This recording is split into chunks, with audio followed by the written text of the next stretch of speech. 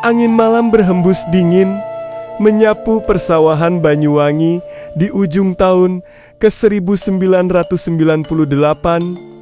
Desa-desa yang biasanya akrab dengan tawa dan aroma kopi dari teras rumah, berubah menjadi tempat penuh bisik-bisik, curiga, dan ketakutan. Setiap malam, lampu-lampu dimatikan lebih awal, pintu dipalang rapat, dan tak ada yang berani keluar setelah azan Isya berkumandang. Orang-orang hidup dalam bayang-bayang isu yang mengerikan.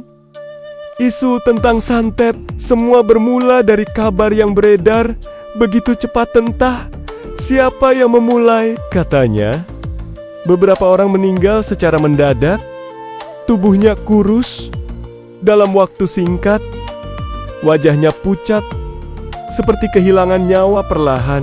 Bagi masyarakat yang sejak dulu memegang kuat tradisi mistik, semua itu dianggap bukan sakit biasa. Pelan namun pasti, rumor menyasar pada satu kata yang menakutkan: dukun santet. Orang-orang yang sebelumnya dihormati karena dianggap menguasai pengobatan tradisional tiba-tiba dicurigai. Tatapan mata yang dulu ramah kini berlindung di balik ketakutan. Nama-nama mulai dibisikkan.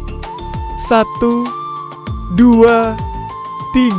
Daftar itu semakin panjang, menunggu waktu untuk meledak di tengah keresahan yang tak terkendali. Di salah satu sudut desa, tinggal seorang lelaki tua bernama Mbah Wiryo. Ia dikenal sebagai tabib yang rendah hati, penyembuh yang sering membantu tanpa meminta bayaran. Bertahun-tahun ia menjadi tempat orang-orang datang ketika sakit atau meminta amalan doa. Tapi di tahun yang bergolak itu, ketika kepercayaan sosial ambruk, nama Mbah Wiryo ikut terseret dalam arus fitnah hanya karena ia ahli meracik ramuan dan memiliki ilmu warisan leluhur. Sebagian warga mulai mencurigainya sebagai pelaku santet. Malam itu, rumah Mbah Wiryo sunyi. Hanya suara jangkrik menemani. Lelaki tua itu duduk bertafakur, merasakan kegelisahan yang pekat. Ia tahu sesuatu yang buruk sedang menunggu di luar sana. Isu yang menelan logika dan nurani, dan ia tak punya kuasa menghentikannya. Di balai desa, sekelompok orang berkumpul. Wajah mereka tegang, tangan menggenggam kayu dan obor. Pemuda bernama Raka berdiri paling depan, matanya membara oleh emosi. Ia baru saja kehilangan kakaknya yang meninggal mendadak, dan dalam duka yang mendalam, ia membutuhkan seseorang untuk disalahkan. "Sudah cukup kita diam," teriak Raka dengan suara bergetar. "Kita tidak boleh membiarkan orang-orang seperti itu mencelakai keluarga kita lagi. Sudah banyak korban." Sorak setuju menyahut dari kerumunan. Siapapun yang mencoba berbicara logis tenggelam oleh lautan emosi. Dalam kekacauan batin yang membutakan, rumor berubah menjadi fakta, dan prasangka dianggap kebenaran. Suara langkah kaki massa terdengar menghentak malam. Obor menerangi jalan tanah yang gelap. Burung-burung di pepohonan terbang ketakutan. Rumah-rumah terkunci rapat. Tirai ditutup. Orang-orang mengintip dari balik celah jendela sambil menahan napas. Dari jendela kecil rumahnya, Mbah Wiryo dapat melihat cahaya obor mendekat. Ia memejamkan mata, membaca doa dengan suara lirih. Ia tahu hari itu mungkin menjadi akhir hidupnya. Namun ia tidak marah, tidak dendam. Yang ia rasakan hanya pedih-pedih melihat manusia yang tersesat dalam ketakutan mereka sendiri. "Gusti Allah," bisiknya, "ampuni anak-anak ini. Mereka hanya takut." Ketika massa berhenti di depan rumahnya, sunyi terasa lebih menakutkan daripada teriakan. Raka berdiri paling depan, menggenggam kayu di tangannya dengan gemetar. Dalam hatinya sebenarnya ada keraguannya. pernah diselamatkan oleh Mbah Wirio ketika demam tinggi di masa kecil.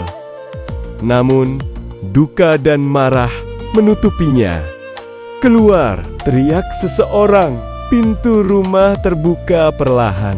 Mbah Wirio keluar dengan langkah tenang, membawa tongkat kayu tua penunjang tubuh renta. Wajahnya tidak menunjukkan ketakutan, hanya kelelahan panjang menanggung fitnah yang tidak pernah ia lakukan. "Anak-anakku," ucapnya lembut, "apa salah saya hingga kalian datang dengan cara seperti ini?" Kerumunan terdiam. Kata-kata itu seperti menembus dinding emosi. Tapi sunyi itu hanya berlangsung sesaat. Ada suara dari belakang yang berteriak, "Jangan percaya, dia licik. Dia membunuh orang dengan ilmu hitam." Dan saat itulah sesuatu yang rapuh di dalam diri manusia pecah. Raka melangkah ke depan, tangannya gemetar semakin kuat. Tapi tepat sebelum ia bergerak, suara perempuan menjerit, memanggil dari belakang. Laras, adik Raka, berlari dan memegang tangan kakaknya. "Kak, jangan! Ingat apa yang beliau lakukan untuk kita. Ingat waktu kakak hampir mati demam 7 hari? Siapa yang menyelamatkan?" Raka terpaku.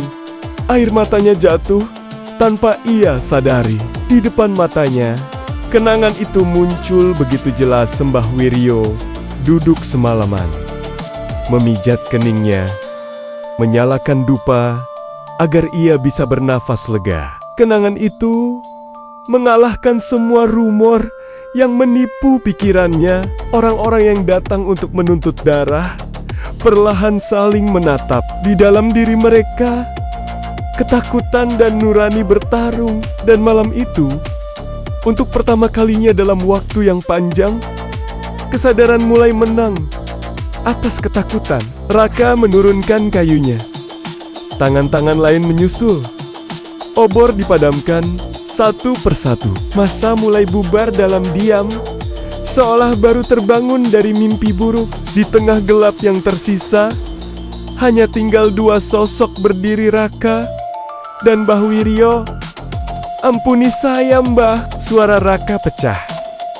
Mbah Wirio tersenyum kecil, menepuk bahu anak muda itu. "Ketakutan adalah musuh kita yang paling besar. Bukan santet, bukan ilmu hitam, tapi rasa takut yang membuat kita lupa siapa diri kita." Angin malam kembali berembus. Kali ini terasa lebih hangat. Keesokan paginya, kabar bahwa masa mundur tanpa kekerasan menyebar cepat. Desa yang selama berbulan-bulan hidup dalam teror isu santet perlahan menemukan kembali ketenangan. Orang-orang mulai berani saling menyapa lagi, saling berbagi cerita, dan perlahan menyadari betapa mudahnya fitnah menghancurkan kemanusiaan. Tahun itu tetap dikenang sebagai masa kelam. Banyak nyawa melayang di tempat lain karena prasangka yang mematikan. Tapi di desa itu setidaknya ada pelajaran yang tak akan dilupakan, bahwa ketika manusia berhenti menggunakan hati, ketakutan bisa berubah menjadi bencana. Dan di teras rumahnya, Mbah Wirio kembali meminum kopi pahit favoritnya, menyaksikan matahari terbit, sembari berdoa dalam diam agar bangsa ini tak lagi mendengar jeritan serupa. Narasi ini adalah karya fiksi berbasis suasana sejarah, ditulis dengan tujuan refleksi, bukan untuk mengungkit trauma atau menyebarkan kebencian. Isu santet tahun 1998 adalah pelajaran tentang bagaimana ketakutan dan fitnah dapat menghancurkan masyarakat bila akal sehat dan kemanusiaan tidak dijaga. Terima kasih sudah menonton.